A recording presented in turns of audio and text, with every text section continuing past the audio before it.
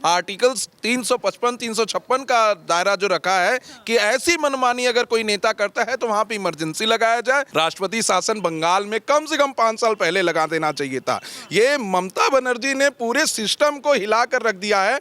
अभी मैं 2 पत्रकारों को देख रहा था, उन्हें मुस्लिम लोग ले जाकर बांध रहे थे जिंदा जलाने के लिए। जैसा दीपू दास के साथ बांग्लादेश में हुआ वैसा कृत्य करने के लिए कैसे कैसे वो बचे हैं। एक प्राइवेट कंपनी जो प्रतीक जैन चला रहा है, उसमें प्रशांत भूषण की कंपनी है फॉर एग्जांपल, उसमें एक मुख्यमंत्री का इंटरेस्ट होना कहीं न कहीं दाल में काला है, पूरी दाल ही काली है। एक कहीं न कहीं संविधान की हत्या की जा रही है पश्चिम बंगाल में। इसके पहले जब एसआईआर हुआ तब ममता बनर्जी विरोध कर रही थी, और यही ममता बनर्जी हैं जो अभी बहुत तेजी से दौड़ रही हैं, चल रही हैं। चुनाव के समय कहीं हाथ तोड़ लेंगी, कहीं पैर तोड़ लेंगी और जनता से इमोशनल अपील करेंगी कि हमको चुनाव में वोट दीजिए, क्योंकि बंगाल में संविधान खतरे में है। ग्राम पंचायत की चुनाव होती है तो उसमें झगड़े होते हैं मैक्स टू मैक्स।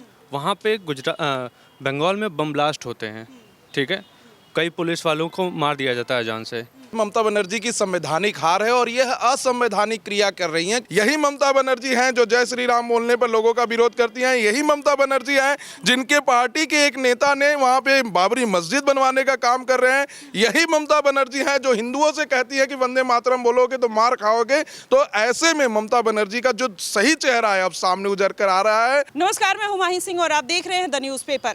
जिस तरीके से बंगाल में अभी मौजूदा स्थिति बनी हुई है उस पर तमाम सवाल ममता बनर्जी की सरकार पर उठने लगे हैं। ममता बनर्जी जिस तरीके से आईजी डीआईजी को लेकर पहुंचती हैं, प्रतीक जैन के घर जाती हैं, ऑफिस जाती हैं, वहां पर जो जरूरी फाइल्स और पेन ड्राइव है उसको लेकर बहुत ऐसे अफरा तफरी में लेकर निकलती हैं, तो उससे तमाम सवाल कहीं ना कहीं खड़े हो जाते हैं और वो जो वहाँ की कानून व्यवस्था है वो भी चरमराती हुई नजर आती है। वैसे में ये सवाल बनने लगा है कि क्या बंगाल में राष्ट्रपति शासन लगना चाहिए, क्योंकि आईपैक पे भी जिस तरीके से तमाम ऐसी चीज़ें उठी है, जो क्वेश्चन मार्क लगा है, जो अमित शाह पर उन्होंने आरोप लगाए हैं, तमाम ऐसे सवाल हैं जो खड़े हो जाते हैं। आज उन्हीं तमाम सवालों के जवाब के लिए हम मौजूद हैं। सुप्रीम कोर्ट के कुछ वकील हैं, इनसे जानने का प्रयास करेंगे कि ये क्या संवैधानिक जो ढांचा है उसको चरमराने की एक व्यवस्था बनाई जा रही है बंगाल में, या फिर ये पूरा संवैधानिक तरीके से उसका हनन किया जा रहा है। कुछ लोग मौजूद हैं, चलिए जानते हैं। सर, क्या नाम हुआ? मेरा नाम विशाल सिंह है।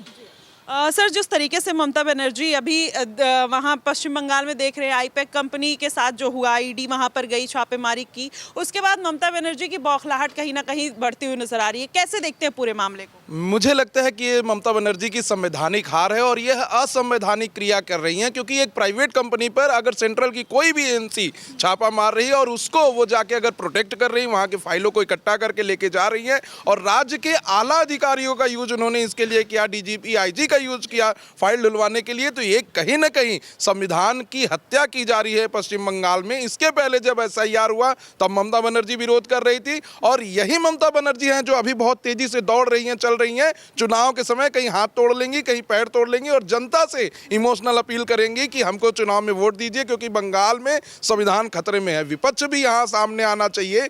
किसी भी एजेंसी को, जो सेंट्रल एजेंसी है, उसको काम करने की स्वतंत्रता होनी चाहिए। अगर प्राइवेट जगहों पर अगर ऐसे होने लगेगा कि राज्य का मुख्यमंत्री स्वयं जाके उनकी हेल्प करेगा और राज्यों में इसी तरीके से चलने लगा, तो ये लोग तो आगे चलकर ये भी मांग कर सकते हैं कि एक देश इनको बना दिया जाए, अलग कर दिया जाए। जबकि हमारे संविधान कहता है कि यूनियन, जो सभी राज्य हैं, वो संघ के एक भाग हैं। तो कहीं ना कहीं संविधान की हत्या करने का काम ममता बनर्जी के द्वारा किया गया है। असंवैधानिक कृत्य था। मोरालिटी पे भी ये सही नहीं बैठता है और किसी भी राज्य के मुखिया के लिए शोभा नहीं देता कि वो किसी प्राइवेट कंपनी का बचाव करे। और कहीं ना कहीं इसके पीछे जो बात कही जा रही है कि जितने भी चोर हैं उनके दाढ़ी में तिनका है, वही तिनका वो छुपाने के लिए वहां गई थी। आप कह रहे हैं दाढ़ी में तिनका है। ममता बनर्जी एक अलग आरोप लगा रही है शुवेंदु अधिकारी को लेकर। शुवेंदु अधिकारी को कह रही हैं कि उनके जरिए हवाले का जो कोयला घोटाले का पैसा है वो अमित शाह को गया है, और मेरे पास पेन ड्राइव अगर मैं रिलीज कर दूंगी तो फिर इनकी बहुत ज्यादा जग हसाई हो जाएगी। विपक्ष के जितने भी नेता हैं इनके पास सारे डॉक्यूमेंट होते हैं, ये कभी दिखाते नहीं है। अरविंद केजरीवाल हमेशा एक लिफाफा दिखाते हैं, आज तक वो लिफाफा पब्लिक नहीं किया। राहुल गांधी हमेशा कहेंगे कि इन लोगों का नाम एसआईआर से कट गया और हम चाहें तो सुप्रीम कोर्ट जाके पूरी सरकार को उजागर कर देंगे, लेकिन आज तक उन्होंने एसआईआर के मुद्दे पे, नाम कटने के मुद्दे पे कभी भी सुप्रीम कोर्ट का दरवाजा नहीं खटखटाया। और एक मीडिया बंधु ने उनसे पूछा था कि अगर ऐसी बात है तो आप जाइए, क्योंकि लोकतंत्र को खतरा है। तो हंसते हुए राहुल गांधी ने कहा था कि हमें लोकतंत्र को बचाने की जिम्मेदारी हमारी नहीं है। तो कहीं ना कहीं ये लोग बस यही कहते हैं कि पेन ड्राइव में है।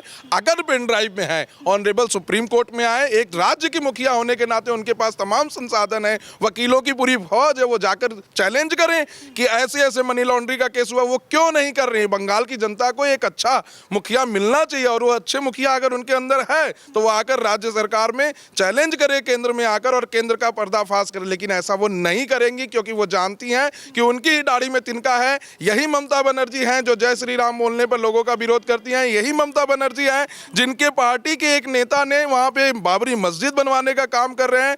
यही ममता बनर्जी हैं जो हिंदुओं से कहती है कि वंदे मातरम बोलोगे तो मार खाओगे। तो ऐसे में ममता बनर्जी का जो सही चेहरा है अब सामने उजर कर आ रहा है। बंगाल के लिए बहुत खतरे की बात है क्योंकि ऐसी मुखिया जो वहां पर बहुत सारे बांग्लादेशी मुस्लिमों को बसा कर रख रही थी, अब उनके लिए खतरे का विषय बन गया है क्योंकि वो उनकी संख्या ज्यादा हो गई है।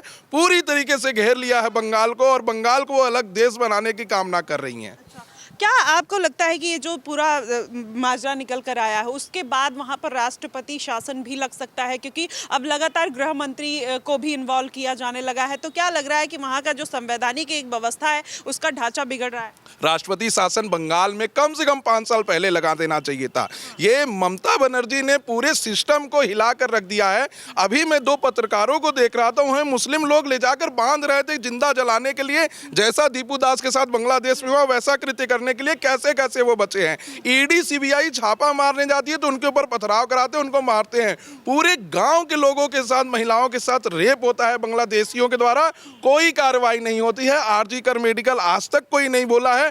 ममता बनर्जी एक मुखिया होने के नाते जहां लड़कियों की सुरक्षा व्यवस्था देनी चाहिए थी, वहां कहती हैं कि लड़कियां 9 बजे के बाद बाहर ना निकले। आखिर इतने मुद्दे देखने के बाद केंद्र क्यों नहीं लगा रहा है राष्ट्रपति शासन? किस चीज की डर है केंद्र को, मुझे समझ में नहीं आ रहा है। वहां पे राष्ट्रपति शासन लगना चाहिए। वहां के लोग असुरक्षित हैं और ये भारत के केंद्र सरकार की जिम्मेदारी है कि ऐसे राज्यों में राज्यपाल के सलाह के बाद केंद्र वहां पे इमरजेंसी लगा दे, जो कि अभी तक नहीं लगाया गया। इसके पहले जब बिहार में केंद्र शासित प्रदेश होने के बिहार में जब इमरजेंसी लगाया गया था तो सुप्रीम कोर्ट ने रिवोक कर दिया था और उसके बाद केंद्र ने कहीं भी इमरजेंसी नहीं लगाया है। केंद्र को यह बात समझना चाहिए कि भारत में उपस्थित सभी नागरिकों की जिम्मेदारी केंद्र सरकार को करनी चाहिए, चाहे वो किसी भी स्टेट में हो, चाहे कोई पॉलिटिकल पार्टी वहां पे रूल कर रही हो, लेकिन नागरिकों की जिम्मेदारी का पहला केंद्र जो है केंद्र सरकार है। तो मुझे लगता है कि इमरजेंसी लगा देनी चाहिए और इमरजेंसी लगाने के बाद एसआईआर करवाना चाहिए। एसआईआर करवा के घुसपैठियों को बाहर करके तभी चुनाव कराना चाहिए वहां पे। बिल्कुल सर, आप पूरे मुद्दे को कैसे देखते हैं? क्योंकि आप देखिए कि लगातार ममता बनर्जी लगातार, चाहे ईडी की कार्रवाई हो चाहे सीबीआई, हमेशा रोकने का प्रयास करती है। उनके ऊपर पत्थरबाजी होती है, गाड़ियां तोड़ दी जाती है, सेम चीज़ फिर से दोहराई गई। इस बार तो उनका डायरेक्ट इन्वॉल्वमेंट देखने को मिल रहा है। आईपैक में जाती हैं, पेन ड्राइव और सारी फाइल्स लेके आती। कैसे पूरे मुद्दे को देखिए? देखिए मैम, मैं इसमें कहना चाहूँगा कि इसमें जो भारत का संविधान है, भारतीय संविधान का आर्टिकल 1 में ही कहता है India that is Bharat shall be union of states. जो भारत का जो मेन है कि जितने स्टेट्स हैं, जो राज्य हैं, सबका मिला करके एक यूनियन होगा। तो इसमें जो ममता बनर्जी एक पश्चिम बंगाल के मुख्यमंत्री हैं और संवैधानिक पोस्ट पे हैं। मनोज नरूला वर्ष यूनियन ऑफ इंडिया 2014 में सुप्रीम कोर्ट ने साफ साफ कह दिया कि हर मुख्यमंत्री और हर प्रधानमंत्री, जो एक प्रधानमंत्री देश का होगा और मुख्यमंत्री जितने प्रदेश के होंगे, उनकी एक संवैधानिक ड्यूटी होगी कि उनके क्षेत्र में, उनके राज्य में जो है संवैधानिक मूल्यों का जो कॉन्स्टिट्यूशनल इंपॉर्टेंस और कॉन्स्टिट्यूशनल मोरालिटी है वो कन्फर्म रहे। और संवैधानिक जो संस्थाएं हैं जैसे ईडी हो गए, सीबीआई हो गए, हर आदमी लोक प्रशासन, लोक व्यवस्था बना रहे। लोग इस पूरे मामले में अगर पिछले 5-7 साल से देखें, ममता बनर्जी जिस तरीके से स्ट्रेटजी है एज ए मुख्यमंत्री, वो बहुत ही गलत है। और ये पैक वाले मामले में जो प्रतीक जैन का वो है, वहाँ पे एक प्राइवेट कंपनी है, उसमें अगर ईडी को इरेगुलरिटीज़ लगती है, कोई फाइनेंशियल इरेगुलरिटीज़ हुआ चीज़ें, वो ईडी का छापा पड़ा, वहाँ ये खुद जा करके और पूरे मशीनरी, स्टेट मशीनरी, आईजीजेडीओ को इन्वॉल्व करके अगर वो फाइल लेके आती है अपने हाथ से, तो ये कहीं ना कहीं कॉन्स्टिट्यूशनल जो अपना डेमोक्रेसी है उसका पूरा हत्या है। और सुप्रीम कोर्ट के में या कलकत्ता हाई कोर्ट, दोनों क्योंकि कॉम्पिटेंट संस्थाएं हैं, सुओ मोटो कॉग्निजेंस लेके इसको रोकना चाहिए मुख्यमंत्री। और दूसरी बात, मैं केंद्र से आपके वीडियो और आपके दर्शकों के माध्यम से केंद्र सरकार से भी गुहार लगाता हूँ कि इस पर 355 अनुच्छेद लगा करके सीधा जो है राज्य की प्रोटेक्शन, और 356 लगा के, चूंकि स्टेट मशीनरी पूरी तरह कोलैप्स कर गई ममता बनर्जी की, वहाँ फेयर इलेक्शन नहीं होता। इससे पहले वक्त पता चला ईडी पहले जाती थी, जिससे एक वो मामला हुआ था जिसमें शाहजहां शेख का केस हुआ था, उसमें भी जब संस्थाएं ईडी पहुंची और वहां पहुंची तो वहां उन्होंने जो है लोकल प्रशासन की मदद नहीं मिलती, बल्कि लोकल प्रशासन ने इनको सीबीआई ऑफिसर को गिरफ्तार कर लिया था। ये भी प्रकरण हुआ था। तो इसमें पूरा जो बंगाल है पूरी तरीके से ममता बनर्जी कंट्रोल में है वहाँ के, और वो पुलिस जो प्रशासन है केंद्र के किसी भी जो संस्था को मदद नहीं करती है। ये कहीं ना कहीं वो संघवाद को टकराव कर रही हैं। वो अवैध बांग्लादेश को घुसा करके पूरी डेमोग्राफी चेंज कर रही है और वहाँ जो अब हिंदू हैं, जो माइनॉरिटी लोग हैं, उनके साथ बहुत गलत हो रहा है। महिलाओं के साथ रेप बलात्कार तक हो रहे हैं, प्लस मारा जा रहा है। फेयर इलेक्शन नहीं हो रहा, पंचायत इलेक्शन कई लोग मारे जाते हैं।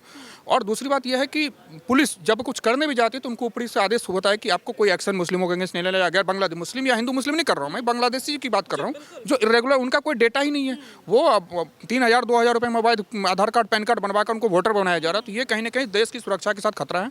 कई जैसे 24 परगना हो गया, मिदनापुर हो गया, संदेश खाली हो गया, 24 परगना, वहाँ पे बहुत ज़्यादा अभी अपराध बढ़ रहे हैं। लेकिन इस पर सरकार की तरफ से, बंगाल सरकार की तरफ से चुप है। और मैं चाहूँगा कि केंद्र सरकार इस पर कड़ा रुख अपना करके 356 लगा कर कम से कम 5 साल अभी वहाँ केंद्र के कंट्रोल में रहेगा, तभी चीज़ें होंगी। अदरवाइज बंगाल की जो हालत है वो आप समझिए, कुछ जैसे कश्मीरी पंडितों का पलायन हुआ था, दिल्ली आए थे जम्मू कश्मीर, इसीलिए कुछ दिन में देखिएगा कि वो बांग्लादेश और बंगाल में जो इतने हिंदू हैं उनको माइग्रेट करना पड़ेगा, क्योंकि वहाँ स्थिति इतनी गंभीर है कि वहाँ रहना मुश्किल हो रहा है। वहाँ पे जो अगर कोई आवाज़ उठाता है तो उनको वो आवाज़ को दबाया जाता है, मॉब लिंचिंग तक की जा रही है और सरकार चुप बैठी। आरजी वगैरह मेडिकल कॉलेज में देखिए, पूरी तरीके से इन्हीं का आदमी था वो, जो संजीव रॉय था। तो वो इस तरीके से चीज़ें करे तो महिलाएं असुरक्षित और वो अभी आईपैक कंपनी की जिस तरीके से बात आ रही है, कहा यह जा रहा है कि प्रशांत किशोर की है, उसके में अगर देखा जाए तो उसके को फाउंडर जो है वो प्रतीक जैन माने जा रहे हैं। तो आप इस पूरे मुद्दे को कैसे देखते हैं? क्योंकि आप देखिए कि फाइल निकाल के लेके जाना, एक वहाँ के सीएम का, सिटिंग सीएम का खुद से आना और इस तरीके की संदिग्ध चीजें, और उसके बाद ऊपर से वो जाकर धमकी भी देती हैं कि अमित शाह के खिलाफ उनके पास सबूत है और वायरल कर देंगी। क्या सोचते हैं? देखिए मैम, ये जो धमकी है, विश्वनाथ प्रताप सिंह भी राजीव गांधी के बारे में कहते थे कि मेरे पास एक चिट्ठी है, मैं कर दूंगा तो फोर्स में जितने लोग हैं सामने निकल जाएंगे। केजरीवाल उनके जो अपनी दिल्ली के मुख्यमंत्री शीला दीक्षित उनके बारे में कहते थे कि मेरे पास एक डायरी है, अगर मैं सारेआम कर दिया तो शीला दीक्षित मुख्यमंत्री नहीं रहेंगी। और राहुल गांधी भी तो हमेशा ही कहते हैं कि संविधान खतरे में, लेकिन इसका वो कभी दिखाते नहीं कि प्रूफ क्या है। अगर आपके पास कोई पेन ड्राइव है और आपको लगता है कि अमित शाह या किसी भी दल का कोई भी आदमी, केंद्र का कोई भी मंत्री का कोई भी आदमी, प्रधानमंत्री के खिलाफ भी अगर कुछ है तो आप सारे हम ले आइए। एक प्राइवेट कंपनी जो प्रतीक जैन चला रहा है और उसमें प्रशांत भूषण की कंपनी है फॉर एग्जांपल, उसमें एक मुख्यमंत्री का इंटरेस्ट होना कहीं ना कहीं दाल में काला है, पूरी दाल ही काली है। क्योंकि कोई तो इन्वॉल्वमेंट है कि एक मुख्यमंत्री को सचिवालय से सीधा जाना पड़ रहा है वहाँ और ईडी के कार्रवाई को रुकवाना पड़ रहा है। इसलिए ईडी ने एफआईआर करने के लिए कलकत्ता हाईकोर्ट भी गया। कलकत्ता, एक और सुन लीजिए, आपके कलकत्ता हाईकोर्ट में जिस बेंच में सुनवाई चल रही थी, इनके नेता और इतने लोग वहाँ पहुँच गए कि जज को आवाज़ नहीं सुनाई दी, उनको एडजमेंट देनी पड़ी कि मुझे कुछ सुनाई नहीं दे रहा कि क्या मैं जवाब दूँ। इतनी कोर्ट रूम के अंदर तक ये, आप समझिए, बात ये नहीं है कि प्रशासन वो चीज़ का मसला, ये कोलकाता हाईकोर्ट रोकने कार्रवाई तक रोक दे रहे हैं। ये तो छोटी मोटी बात, हाईकोर्ट की कार्रवाई नहीं करने दे रहे। इतना हल्ला हो रहा है कि हाईकोर्ट अपने आप को असमर्थ महसूस कर रहा है। उसने एडजमेंट दे दी कि आप जो है हमको सुनाई नहीं दे रहा, तो आप पहले कुछ लोगों को बाहर करवाया, फिर अगली डेट पड़ी, उसमें सुनवाई होनी है। तो मेरा मानना है कि प्रशांत किशोर की कोई कंपनी हो, चाहे पैक जिस भी तरीके से काम करती हो, एक मुख्यमंत्री को वहाँ जाना पूरा संदेह के घेरे में लाता है कि कुछ ना कुछ इनका कोई इंटरेस्ट है या कुछ ना कुछ इनका एजेंडा है, जो कोई इनको खतरा था कि हो सकता है कि वो उजागर हो जाए, ईडी के पास आ जाए, तो इनका जो बंगाल में जो बना रहे हैं या जो इनकी कुछ काली करतूत तक उजागर हो जाएगी। तो इस चीज़ को लेकर वो गई हैं और इस तरीके की चीज़ें होंगी तो ये बहुत ही गलत है। और इसमें मैं चाहूँगा कि केंद्र सरकार के साथ साथ वो सुप्रीम कोर्ट में इसमें संज्ञान ले और उनके पास अगर कोई पेन ड्राइव है तब धमकी क्यों दे रहे हैं? पब्लिश कर दीजिए, मीडिया में आइए और मेन स्ट्रीम मीडिया में आइए, आप जैसे अल्टरनेटिव मीडिया में वहाँ आइए, उनको बताइए कि भाई मुख्यमंत्री के या मतलब गृह मंत्री के खिलाफ मेरे पास ये आरोप हैं। यहाँ ब्लैकमेलिंग होती है। ये विश्वनाथ प्रताप सिंह से लेकर के केजरीवाल होते हुए राहुल गांधी, सेट पैटर्न है मैं वही तो मैं कह रहा हूँ आपको। बोफोर्स कमेटी में भी विश्वनाथ प्रताप सिंह यही कहते आए।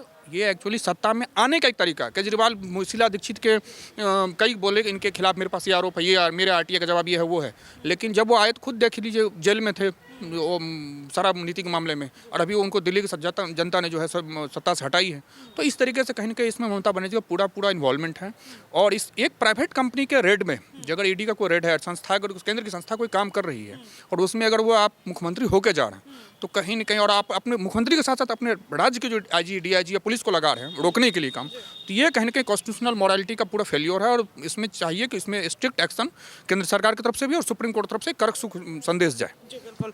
सर, पूरे मुद्दे को कैसे देखते हैं? क्योंकि आप ये देखिए, लगातार जैसे ममता बनर्जी की मनमानी चल रही है, उसके बाद ये कहा जा रहा है कि बंगाल में क्या राष्ट्रपति शासन लग सकता है। आप कैसे देखते हैं पूरे मुद्दे को? जी, सबसे पहले हमें ये समझना पड़ेगा कि बंगाल में ममता बनर्जी इतनी हावी क्यों है। सबसे पहले हमारे यूपी, बिहार या किसी अन्य प्रदेश में जब ग्राम पंचायत की चुनाव होती है तो उसमें झगड़े होते हैं मैक्स टू मैक्स। वहाँ पे बंगाल में बम ब्लास्ट होते हैं, ठीक है, कई पुलिस वालों को मार दिया जाता है जान से। कई घर को उजाड़ दिया जाता है, कई कई पूरे पूरे गांव को एकदम बंदिश बना लिया जाता है ताकि जिनको वो चाहें उन्हीं को वोट दें। ठीक है, अब यही चीज़ आप बड़े स्तर पे देखिए, जब राज्य में चुनाव होता है तो इनकी सरकार, ममता बनर्जी की सरकार, शक्ति में रहने के लिए, शासन में रहने के लिए इस तरीके से फैलाव करती हैं अपना, चाहे वो उनको वोट चाहिए, चाहे किसी भी तरीके से, चाहे बाय हुक बाय क्रुक, इनमें से कहीं किसी भी तरीके से अगर वो वोट लाती हैं और अपने आप को स्थापित करती हैं एज अ मुख्यमंत्री, हाँ, उसके बाद ये अगर करती हैं कि कोई प्राइवेट कंपनी पे एक छापा पड़ता है ईडी का, और वो जाती हैं ईडी के ऑफिसर से, चीफ ऑफिसर से जाके उनके हाथ से फाइल छीनना, ये सबसे बड़ा मतलब इससे बुरा दिन पूरे भारत में कोई नहीं देख सकता कि एक चीफ मिनिस्टर खुद जाके वो फाइल छीनती हैं और उसके बाद बोलती हैं कि हमारे बंगाल में सुशासन है। और अगर भारत सरकार में पता नहीं, मुझे समझ नहीं आ रहा है कि क्यों अभी तक शांत है और क्यों अभी तक राष्ट्रपति शासन नहीं लगा है। क्योंकि अगर ये एक मुख्यमंत्री अगर ये काम करती है तो आम जनता के पास कितनी पावर आ जाएगी।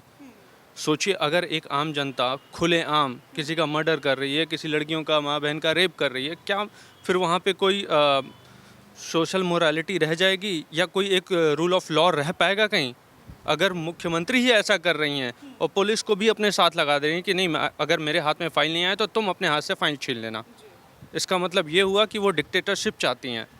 वो वही चल ही रहा है बंगाल में जिस तरीके से। सर, अभी इन्होंने चर्चा की डिक्टेटरशिप की, क्या नहीं लगता कि डायरेक्टली तौर पर चाहे बांग्लादेशियों को अंदर लेना हो, बीएसएफ जो हमारी जो टीम है, बॉर्डर सिक्योरिटी फोर्स, वो भी अपनी कार्रवाई नहीं कर पाती है वहाँ पर सिक्योरिटी फोर्स, क्योंकि वो अंदर नहीं जाने देती है, उनके हिसाब से काम नहीं करने देती। तो ये जो मनमानी चल रही है, इस तरीके की फाइल छीन लेना, IG DIG को अपने कब्जे में कर के रखना और तमाम ऐसी चीज़ें, केंद्र सरकार को तवज्जो ना देना, तो ये पूरे मुद्दे को कैसे देखते हैं आप? जी, इसी मनमानी को रोकने के लिए डॉक्टर भीमराव अंबेडकर ने कॉन्स्टिट्यूशन में आर्टिकल्स 355 356 का दायरा जो रखा है कि ऐसी मनमानी अगर कोई नेता करता है तो वहां पे इमरजेंसी लगाया जाए। जब तक राज्य के हालात नॉर्मल ना हो जाए तब तक चुनाव नहीं कराना चाहिए और चुनाव फेयर इलेक्शन होना चाहिए, जो वहां के नागरिक हो वही उस चुनाव में भाग लें और वही वोट दें। तो मुझे लगता है कि केंद्र सरकार से यहाँ चूक हुई है, क्योंकि कब आप जो है इमरजेंसी वहां पर लगाएंगे? जब वहां कत्लेआम होने लगेगा तब, जब वहां की महिलाएं आपसे भीख मांगने लगेंगी तब, जब वहां के बच्चे बूढ़े आपसे पुकार करेंगे तभी आपके लगाएंगे इमरजेंसी वहां पे। यहां मुझे लगता है कि इस मामले पर केंद्र सरकार का फेल्योर है। इमरजेंसी लगाना चाहिए, वहां के लोगों की जिम्मेदारी भी आदरणीय प्रधानमंत्री श्री नरेंद्र मोदी जी की है। और अगर मोदी जी वहां पे इमरजेंसी लगाकर इन सब हालात को नहीं रोकेंगे तो बंगाल का जो हालात है वो और बद से बदतर होता जाएगा, क्योंकि ममता बनर्जी रुकने वाली नहीं है। इनके पास सारे तमाम चीजें हैं। पिछले चुनाव में हम देखे थे, जब इन्होंने दिखवा लिया, पूरा आंकड़ा ले लिया कि ये हारने वाली हैं, पैर तोड़ के बैठ गई। जहां पर हिंदू वर्ग खड़ा होकर जय श्री राम कहता था, वहां गाड़ी रोककर उनसे गाली गलौज करती थी और वोट देने नहीं दिया, गांव को रुकवा दिया, वोट देने तक नहीं जा पाए वहां के लोग। कई सारी शिक्षिका है, हिंदू शिक्षिका, जो स्कूल में पढ़ा नहीं पा रही हैं, अपनी बात मीडिया के माध्यम से, सोशल मीडिया के माध्यम से रखती हैं। वो सब देखना चाहिए केंद्र सरकार को। और अगर अभी आंख पे पट्टी बांध के बैठे रहेंगे तो बंगाल हमारे हाथ से निकल जाएगा, हमें पता नहीं चलेगा। एक अलग देश बन जाएगा और वहां की राष्ट्रपति, प्रधानमंत्री, सब कुछ ममता बनर्जी बन जाएंगी। हमारे नागरिकों का जो हालात बांग्लादेश और पाकिस्तान में हो रहा है वही हाल बंगाल में भी होगा। अभी देखिए, जैसे बाबरी मस्जिद बनी, वहाँ पर पत्रकारों के साथ किस तरीके से व्यवहार किया गया, वहाँ के लोग जिस तरीके से हावी हैं, कोई कार्यकर्ता है बीजेपी का, उसको मार पीट के चुप करा दिया जाता, तमाम ऐसी चीज़ें आपने 24 परगना देखा, संदेश खाली देखा, कई ऐसे अनगिनत ईडी CBI पर किस तरीके से पत्थरबाजी कुछ दिन पहले हुई। तो ये इतनी अव्यवस्था जो फैलाई जा रही है, क्या संविधान के हिसाब से इसका कोई प्रोसेस नहीं है कि उनके ऊपर काबू किया जाए इस चीज़ के लिए? जी, संविधान के हिसाब से प्रोसेस है। ऑनरेबल सुप्रीम कोर्ट को सुओ मोटो कॉग्निजेंस लेना चाहिए। एक मणिपुर में घटना होती है, honourable supreme court suo motu cognizance ले लेता है। पूरे देश में और कहीं घटना होती है, कॉग्निजेंस लेकर उनको रोक देते हैं। क्यों नहीं ऑनरेबल सुप्रीम कोर्ट बंगाल के मामले में सुओ मोटो कॉग्निजेंस ले रहा है और पूछ रहा है कि केंद्र सरकार की जो एजेंसी है, जो कॉन्स्टिट्यूशनल एजेंसी है, जिसका प्रोटेक्शन कॉन्स्टिट्यूशन में है, उसको आप कार्यवाही नहीं करने दे रहे हैं। आरजी कर मेडिकल केस में भी ये जांच नहीं करने दिए थे क्योंकि इन्हीं के लोग इन्वॉल्व थे। और उसके बाद कई सारी ऐसे रेप की घटनाएं बंगाल में हुई और ममता बनर्जी खुद आके बोली कि 9 बजे के बाद बच्चियां बाहर न निकलें, क्योंकि वो भी जानती थी कि जो उन्होंने व्यवस्था बनाई बनाई है वो व्यवस्था कहीं ना कहीं अब फेल हो रही है। बाहर से जो लोग आए हैं जिनका कोई डाटा नहीं है, जो घुसपैठिए हैं, वो तो आपके घर को उजाड़ेंगे ही और उजाड़ कर फिर से बांग्लादेश में चले जाएंगे। कोई नहीं पकड़ पाएगा क्योंकि उनका डाटा नहीं, हम जानते नहीं कि वो किसके बच्चे हैं, कहाँ से हैं, कौन से आतंकवादी हैं, कौन से ऐसे लोग हैं जो यहाँ आ रहे हैं लूट के चले जा रहे हैं। तो कहीं ना कहीं ममता बनर्जी पूरी तरीके से फेल हो चुकी हैं। दूसरा चीज मैं कहना चाहूंगा, जब SIR हो रहा था, लोग अपने से ही जब लोग बाहर जा रहे थे तो ये माइक में कह रही थी सबको कि कोई बाहर ना जाए, मैं पूरे देश को हिलाकर रख दूंगी, पूरे देश में खून की नदियां बहा दूंगी, लेकिन आप लोगों को बाहर नहीं जाने दूंगी। आखिर ये भारत की मुख्यमंत्री है एक राज्य की कि बांग्लादेश की मुख्यमंत्री है? मुझे तो यही नहीं समझ में आ रहा है। क्या ये सत्ता के नशे में इतनी पागल हो चुकी हैं कि अपने ही लोगों का इनको खून नहीं दिख रहा है कि किस तरीके से लोग मारे काटे जा रहे हैं?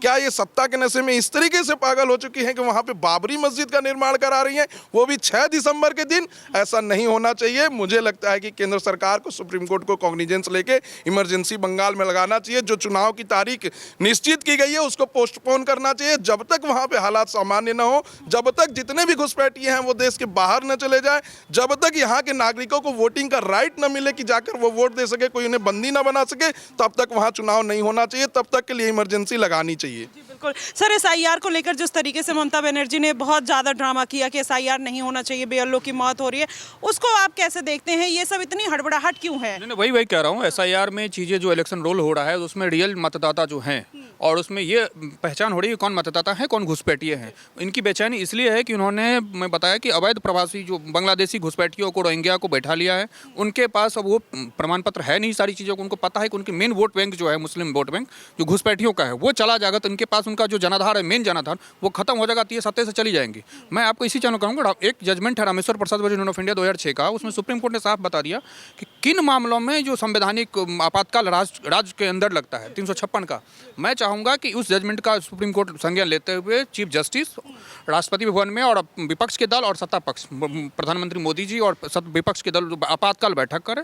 क्योंकि जो हालत हमारे विशाल जी और हमारे सिंह साहब बता रहे थे उसमें साफ है, और उसमें जो हम लोग देखते भी हैं टीवी में, कि बंगाल की हालत हमारे हाथ से निकल चुका है। एक राज्य समझिए, वहाँ जो ऑटोक्रेसी है, इस तरीके से जो बदमाशी है, खुलेआम TMC के नेता बीजेपी के गुंडागर्दी कर रहे हैं, वोटिंग नहीं दे रहे हैं, बैलेट पेपर को जला दिया जा रहा है, महिलाओं के साथ रेप हो रहे हैं, कोई ट्रायल नहीं हो रहा है, पुलिस मिली हुई है, तो कहीं ना कहीं संवैधानिक वो जो अधिकारों का हनन हो रहा है वहाँ पे योजनाबद्ध तरीके से, उसको रोकने के लिए आपात बैठक होनी चाहिए। और SIR में इनकी चिलमिलाहट इसलिए है कि उनको पता है कि ये इनकी ज़मीन खिसक चुकी है, ये कहीं ना कहीं अब हारेंगी, इनको सत्ता में आने को नहीं मिलेगा, इसलिए SIR को लेके, और SIR को लेके सुप्रीम कोर्ट में भी सुनवाई चल ही रही है।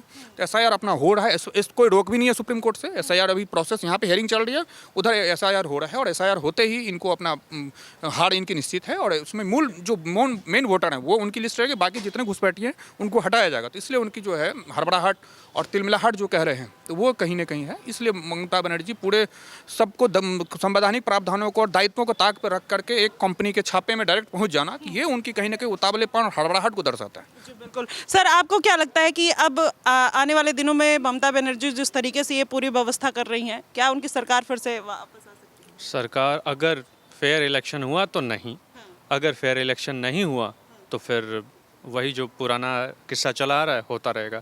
और आप एक चीज़ और ध्यान दीजिए, ये जो बंगाल का स्ट्रक्चर है, जोग्राफिकल स्ट्रक्चर है, वो एक पर्टिकुलर नेशन बनाने के लिए एक बहुत सुटेबल स्ट्रक्चर है उनका, ठीक है।